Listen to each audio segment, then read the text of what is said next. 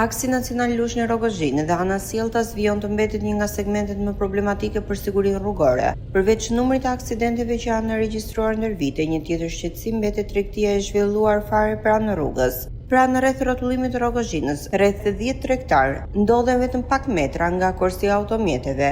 Nga mëngjesi deri në mbrëmje, ata qëndrojnë pranë rrugës, ku automjetet lëvizin me shpejtësi, duke rrezikuar jo vetëm jetën e tyre, por edhe të drejtuesve të mjeteve. E njëjta situatë shtrihet përgjatë gjithë aksit. Rreth 35 tregtar tregtojnë çdo ditë shalqi, perime dhe prodhime të tjera bujqësore buzë rrugës. Shumë drejtues automjetesh frenojnë papritur ose ndalojnë për të blerë, duke krijuar situata të rrezikshme dhe duke shtuar mundësinë e aksidenteve.